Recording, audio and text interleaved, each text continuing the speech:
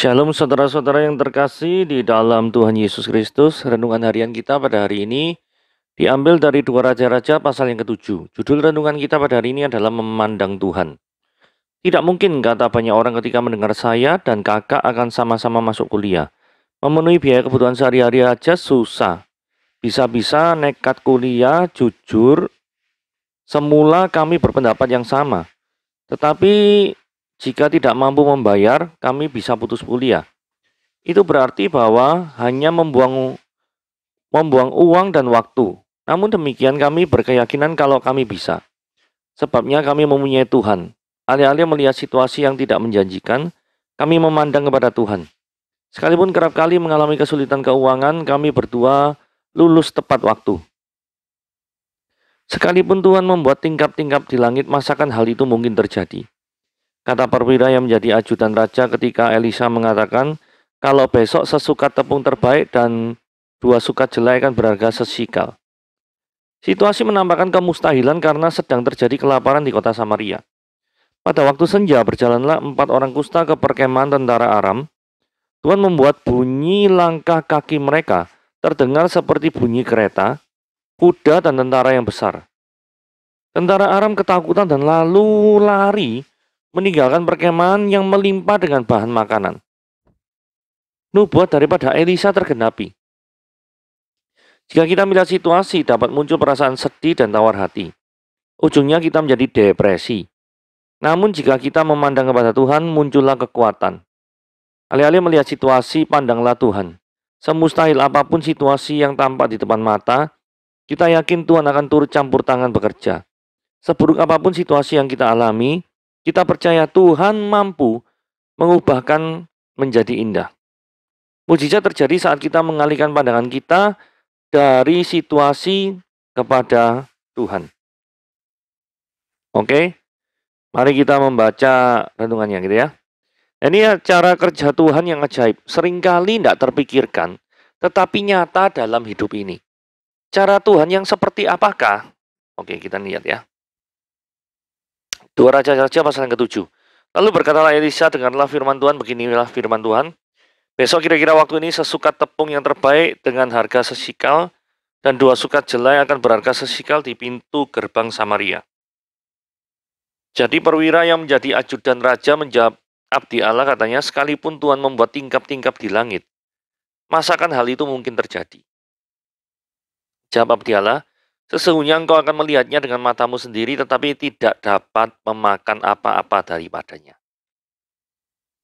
4 orang sakit kusta ada di depan pintu gerbang. Berkatalah yang seorang kepada yang lain, mengapa kita duduk-duduk di sini sampai mati?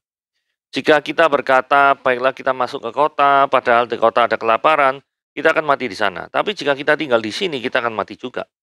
Jadi sekarang marilah kita nyebrang ke perkemahan tentara Aram. Jika mereka membiarkan kita hidup, kita akan hidup. Tapi jika mereka mematikan kita akan mati. Lalu pada waktu senja, bangkitlah mereka masuk ke tempat perkemahan orang Aram. Tetapi ketika mereka sampai ke pinggir tempat perkemahan orang Aram itu, tampaklah tidak ada orang di sana. Sebab Tuhan telah membuat tentara Aram itu mendengar bunyi kereta, bunyi kuda, bunyi tentara yang besar. Sehingga berkatalah seorang kepada yang lain, sesungguhnya Raja Israel telah mengupah raja-raja orang Het dan raja-raja orang Misrai melawan kita, supaya mereka menyerang kita. Karena itu bangkitlah mereka melarikan diri pada waktu senja, dengan meninggalkan kemah dan kuda, keledai mereka, serta tempat perkemahan itu dengan begitu saja. Mereka melarikan diri menyelamatkan nyawanya. Ketika orang-orang yang sakit kusta itu sampai di pinggir tempat perkemahan, masuklah mereka ke dalam sebuah kemah, lalu makan dan minum. Setelah itu mereka mengangkut dari sana emas dan perak, pakaian. Kemudian pergilah mereka menyembunyikannya. Lalu datanglah mereka kembali, masuk ke dalam kemah yang lain, dan mengangkut juga barang-barang dari sana. Kemudian pergilah mereka menyembunyikannya. Lalu berkata seorang kepada yang lain, tidak patut yang kita lakukan ini, hari ini adalah kabar baik. Tetapi kita ini tinggal diam saja. Apabila nanti kita menanti, tak patut kita lakukan ini kabar baik. Apabila kita menanti sampai terang pagi, maka hukuman akan menimpa kita. Jadi sekarang marilah kita pergi menghadap untuk memberitahukan hal itu kepada raja. Mereka pergi lalu berseru pada penunggu pintu gerbang kota dan menceritakan pada orang-orang itu, katanya, kami sudah masuk ke tempat perkemahan orang Aram dan ternyata tidak ada orang di sana. Dan tidak ada suara manusia kedengaran. Hanya ada kuda, keledai tertambat dan kemah-kemah ditinggalkan begitu saja. Para penunggu pintu gerbang menyerukan dan memberitahukan hal itu pada istana raja, sekalipun masih malam, raja bangun juga. Lalu berkata pada pegawainya, baiklah kau terangkan kepadamu apa yang maksud orang Aram itu terhadap kita. Mereka tahu bahwa kita ini menderita kelaparan, sebab itu mereka keluar dari perkemahan untuk menyembunyikan diri di padang sambil berpikir, apabila orang Israel keluar dari kota itu, kita akan menangkap mereka hidup-hidup, kemudian kita akan masuk ke dalam kota. Lalu salah seorang pegawainya menjawab, baiklah kita ambil 5 ekor dari kuda yang masih tinggal di kota ini. Tentulah keadaannya seperti seluruh khalayak lama Israel yang sudah habis mati itu. Biarlah kita suruh orang pergi, supaya kita lihat. Setelah itu mereka mengambil 2 kereta kuda, kemudian raja menyuruh mereka menyusul tentara Aram sambil berkata, pergilah melihatnya. Lalu pergilah mereka menyusul orang-orang itu sampai ke sungai Yordan dan tampaklah di seluruh jalan itu penuh dengan pakaian dan berkakas yang dilemparkan oleh orang Aram pada waktu mereka lari terburu-buru. Kemudian pulanglah suruhan-suruhan itu dan menceritakan hal itu kepada raja. Maka keluarlah penduduk kota itu menjara tempat perkemahan orang Aram. Karena itu sesukat tepung yang terbaik berharga sesikal dan 2 sukat jelai berharga sesikal sesuai dengan firman Tuhan. Adapun raja telah menempatkan perwira yang menjadi ajudannya itu mengawasi pintu gerbang, tetapi raja menginjak-injak dia di pintu gerbang. Lalu ia mati sesuai dengan perkataan abdi Allah yang mengatakannya pada waktu raja datang mendapatkan dia. Dan terjadi juga seperti yang dikatakan abdi Allah itu kepada raja, 2 sukat jelai akan berharga sesikal dan sesukat tepung yang terbaik akan berharga sesikal besok kira-kira waktu ini di pintu gerbang Samaria. Pada waktu itu si perwira menjawab abdi Allah, sekalipun Tuhan membuat tingkap-tingkap di langit, masakan hal itu mungkin terjadi? Tetapi Elisa berkata, sesungguhnya engkau akan melihatnya dengan mata kepalamu sendiri, tetapi tidak akan makan apa-apa daripadanya. Demikianlah terjadi pada orang itu, rakyat menginjak-injak dia di pintu gerbang, lalu matilah dia. Nah ini kita lihat satuannya langsung ya. Sesukat tepung itu berapa sih? Sesukat tepung kalau dari internet ya, itu ngomongnya 13 liter. Ya, anggapannya 13 kilo ya. Bayangkan 13 kilo tepung, itu harganya sama dengan 11 gram. Berarti harganya kan jatuh sekali ya. Nah, kenapa kok ini penting sekali? Karena gini ya, kan Israel waktu itu dilanda kelaparan. Kalau dilanda kelaparan, berarti otomatis bahan makanan itu naik apa turun harganya? Otomatis naik kan, karena langka toh, kelangkaan. Kan kita ada hukum kelangkaan. Kalau suatu barang itu langka dan dibutuhkan, otomatis nilai daripada barang itu adalah naik, nggak mungkin turun. Nah, ini tepung dibutuhkan. Wong kelaparan kok ya pasti butuh tepung lah, apalagi Israel kan makanannya roti. Nah, kemudian mosok 13 liter harganya 11 gram. Kayak orang, aduh, gak masuk akal lah ini ya toh.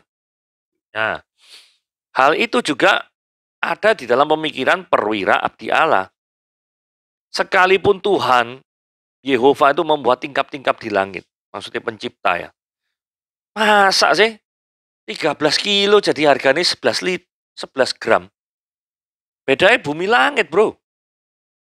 Nah, kemudian akibat meragukan Nabi Allah ini, maka ada nubuatan. Sesungguhnya engkau sendiri akan melihat dengan mata kepalamu, tetapi engkau tidak akan dapat makan apa-apa daripadanya. Begitu ya. Mungkin orang ini bingung, maksudnya apa gitu. Nah, sekarang kita berpindah. Kalau lihat film itu scene-nya berpindah. Ini ada 4 orang sakit kusta di depan pintu gerbang. Kenapa kok orang sakit kusta di depan pintu gerbang? Karena mereka pasti dikucilkan. Ininya kayak gitu. Nah, ini adalah kisah orang-orang yang dikucilkan, kisah orang-orang yang terpinggirkan. Terus, tapi cara pemikiran mereka itu hebat. Mari kita lihat kata-kata yang di garis merah ya. Berwarna merah. Jadi sekarang, marilah kita menyeberang ke perkemahan tentara Aram. Nah, ini keputusannya. Pertimbangannya tuh gini ya. Kalau masuk kota, kota ini kan jelas-jelas kelaparan. Maka mereka pasti mati. Jadi itu opsi itu nggak masuk hitungan lah. Tapi jika kita tinggal di sini, maksudnya di pintu gerbang, ya tetap mati. Soalnya siapa sih ada jualan makanan di pintu gerbang? Di luar kota, nggak ada. Nggak ada pasar di sana tuh nggak ada. Terus mereka nganalisa lagi. Lek nguni tentara Aram, pasti mereka mau perang. Pasti bawa makanan. Jika mereka membiarkan kita hidup, kita hidup. Jika mereka membiarkan kita mati, kita akan mati.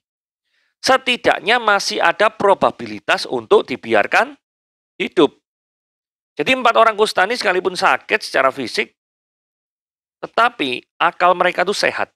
Dengan teori probabilitasnya tadi itu ya. Sekalipun tetap masih mengandung resiko. Namanya probabilitas ya pasti ngandung resiko lah ya. Nah ini hal tak terduga terjadi. Lalu pada waktu senja bangkitlah mereka masuk ke tempat perkemahan orang Aram. Tetapi ketika mereka sampai ke pinggir tempat perkemahan orang Aram, orangnya gak ada kabeh. Loh, ini di luar kemungkinan teori probabilitas yang mereka bayangkan atau mereka pikirkan. Betul nggak? Jadi ini fakta ini mengejutkan di luar daripada imajinasi mereka. Jadi seringkali ya, campur tangan Tuhan itu melampaui probabilitas yang mungkin kita pikirkan. Ya, mereka tidak pernah ada optional bahwa tentara Aramnya itu pasti akan lari. Tidak ada. Karena mereka berpikiran tidak ada alasan bagi tentara Aram untuk lari. Memang masuk akal, secara manusia masuk akal. Kira-kira apa sih membuat lari? Wong lawannya Israel itu sudah dikepung, terus itu kondisi kelaparan kok. Nggak ada satupun alasan yang masuk akal sehingga membuat tentara Aram itu lari. Itulah sebabnya dalam teori probabilitas daripada 4 orang kusta ini, tidak ada opsi seperti itu. Tetapi Tuhan membuat segala sesuatunya indah di luar daripada pemikiran kita. Saudara tahu apa yang terjadi? Jadi Tuhan itu membuat tentara Aram itu dengar bunyi-bunyian, bunyi kuda, bunyi kereta. Terus kemudian mereka berpikir, wah, Raja Israel ini berkoalisi dengan orang Het amik Misraim. Kalau misalnya kayak gitu, mereka tidak siap. Nah, daripada mereka mati konyol di padang gurun, maka mereka melarikan diri. Nah, waktu namanya aja melarikan diri ya, pasti kan bahan makanan apa kan tidak sempat dibawa semua. Namanya lari tunggang langgang. Karena apa? Kalau mereka sudah mendengar suara bunyi kuda, bunyi kereta, artinya apa? Mereka sudah dekat, jaraknya itu dekat. Gitu loh ya. Nah, ini cara Tuhan seperti ini. Nah, kemudian kita lanjut pada orang-orang kusta ini. Ya wis, masuk ke kemah, gak ada orang, terus makanannya ada. Gak cuma makanan tok, ada emas, perak, dan pakaian. Kemudian mereka pergi menyembunyikannya, lalu datang mereka kembali, masuk kemah lain, ngecek ya, jadi kemah ini banyak ya. Terus ngangkut juga barang-barang dari sana. Terus mereka mikir, tidak patut yang kita lakukan hari ini adalah hari, maksudnya egois itu ya. Hari ini itu kabar baik, maksudnya Israel tidak diserang. Tapi kita ini tinggal diem saja, maksudnya tidak mengkomunikasikan kepada pemerintahan Israel. Nah, saudara sekarang gini ya, jikalau kita memiliki berkat yang luar biasa besar, maukah kita mau berbagi dengan orang lain? Atau, ya gak ngurus, pokoknya, karena berkat itu besar hasil kerja kerasku, ya tak ambil sendiri. Wah, gitu ya. Apakah seperti itu? Saudara kalau perhatikan baik-baik ya, orang kusta ini orang yang terpinggirkan. Tapi orang yang terpinggirkan tuh, yang punya sakit, yang gak ada obatnya waktu itu. Yang hanya tinggal tunggu matinya saja. Tetapi kondisi yang buruk ini tidak membuat mereka tuh tidak peduli kepada sesama. Karena seringkali kondisi buruk seseorang itu memengaruhi orang sehingga dia tuh tidak mau menolong orang lain karena dia berpikir, oh diriku aja masih buruk kok mau menolong orang lain. Tolonglah diriku sendiri dulu barusan nolong orang lain. Kalau orang kusta ini enggak loh. Tidak diceritakan di sini orang kusta ini sembuh, betul ya? Enggak, sama sekali enggak. Mereka tetap kusta. Tapi mereka hatinya tidak kusta. Fisik boleh kusta. Merenteli satu-satu itu anggota tubuhnya. Sakit, penyakitan. Tapi spiritualitas mereka tidak kusta. Jangan-jangan yang sekarang kita kebalikan. Fisik kita tidak kusta. Tetapi hati kita penuh dengan sakit kusta yang menggerogoti nilai-nilai moral yang sudah ditanamkan. Apakah Anda memiliki penyakit kusta dalam hatimu yang harus disembuhkan? Mungkin Anda tidak sakit, sehat walafiat sekarang. Tetapi jangan-jangan hatimu sakit. Karena itu, datanglah kepada Tuhan. Dia yang mampu menyembuhkan penyakit kusta secara fisik. Dia juga mampu menyembuhkan penyakit kusta secara rohani. Oke, mari kita lanjut. Nah, mereka ngelapor ya. Lapor. Nah, gitu ya. Mereka pergi lalu berseru pada penunggu pintu gerbang kota, menceritakan pada orang-orang itu, bla bla bla bla bla bla gitu ya. Nah, kemudian raja ini jaga-jaga. Menurut saya ini sikapnya ya tepat ya, karena siapa tahu, namanya raja kan mikir ya. Baiklah, aku terangkan padamu apa maksud orang Aram itu terhadap kita. Ini dugaan raja. Mereka tahu kita menderita kelaparan, pasti tahu. Sebab itu mereka keluar dari tempat pengemahan, nah kemudian pikirnya kan kosong toh. Terus itu mereka mancing orang Israel itu keluar dari dalam kota. Begitu orang Israel keluar, maka orang Aram itu akan menangkap orang Israel, karena mereka yang punya rumah itu. Kemudian orang Israel bersama-sama dengan orang Aram yang sudah menangkapi mereka, itu masuk kota dan merebut daripada Israel. Samaria, dalam hal ini. Nah, pemikirannya raja itu seperti itu. Ya wajar-wajar saja bagi seorang raja untuk berjaga-jaga untuk melindungi daripada pasukannya. Jadi tidak mudah percaya, tapi harus selalu ngecek. Menurutku boleh-boleh juga. N14:15. Setelah itu mereka memanggil 2 kereta kuda, raja nyuruh mereka tuh nyusul tentara Aram dan sambil berkata, pergilah melihatnya. Jadi nyuruh utusan untuk lihat, apakah benar yang dikatakan oleh 4 orang kusta ini bisa dipercaya. Ayat 15 ya, lalu pergilah mereka nyusul orang-orang itu sampai ke sungai Yordan, dan tampaklah seluruh jalan itu penuh dengan pakaian, berkakas, dilempar orang-orang Aram. Nah, kenapa kok pakaian dilempar? Ya, kemungkinan besar mereka pakai berbaju sirah besi, sehingga itu sangat membuat langkah mereka itu berat. Nah, karena berat, ya bajunya dilepas, gitu ya. Terus, perkakas-perkakas, mungkin peralatan-peralatan perang yang berat itu dilemparkan pada waktu mereka lari terburu-buru. Dari jejaknya, kita bisa tahu, oh sesungguhnya yang terjadi sebelumnya itu seperti apa. Kemudian pulanglah suruhan-suruhan itu menceritakan hal itu kepada raja. Ternyata sudah diverifikasi dan perkataan daripada orang-orang kusta ini benar adanya. Nah, terus nubuatan Elisa itu terjadi ya. Lalu keluarlah penduduk kota itu menjara tempat perkemahan orang Aram. Nah, karena mereka itu menjara, berarti kan berlimpah sesuai hukum kebutuhan, hukum ekonomi tadi. Kalau kebutuhannya itu ada, terus barang itu berlimpah ruah, berasal dari, ini dapatnya gratisan ini ya, beli ya enggak. Itulah sebabnya kenapa kok 13 liter, 13 kilo anggapannya ya, sesukat tepung terbaik harganya sesikal. Murah sekali. Karena apa? Karena mereka mendapatkan gratisan dari orang Arab. Nah, kemudian untuk menjaga ini, terus raja itu nempatnya perwira ngawasi pintu gerbang. Nah, kemudian rakyat itu wis brutal ya, karena wis kelaparan wis. Kemudian wah, kayak nyerbu kayak lihat emas gitu wis, nginjak-nginjak dia di pintu gerbang, orangnya mati. Nah, kalau gitu kita lihat bahwa nubuatan Elia ini kan terjadi loh. Kenapa sih? Kalau dipikir-pikir ya. Kenapa kok sampai perlu meninggal? Karena gini ya. Kalau kita lihat ayatnya yang pertama. Ini ya. Pada waktu itu perwira ayat 19 maksud saya. Sekalipun Tuhan membuat tingkap-tingkap di langit. Jadi si perwira ini ngakui loh, kalau Yehova itu adalah pencipta langit dan bumi. Tetapi dia tidak percaya bahwa suatu kejadian yang terbalik akan terjadi. Jadi Samaria yang kelaparan menjadi Samaria yang berkelimpahan. Itu tidak percaya.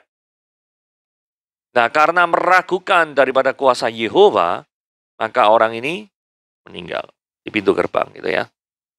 Saudara, jangan pernah kita meragukan Tuhan dalam hidup kita. Percayalah kepadanya senantiasa, karena saya yakin dan percaya bahwa Tuhan tidak mempunyai rencana kejahatan atau rancangan-rancangan yang menjatuhkan hidup kita. Tetapi rancangan-rancangannya dia adalah rancangan-rancangan yang hebat, yang luar biasa, yang menyegarkan kerohanian kita dan membuat kita semakin maju untuk kerajaan Allah. Tuhan Yesus memberkati.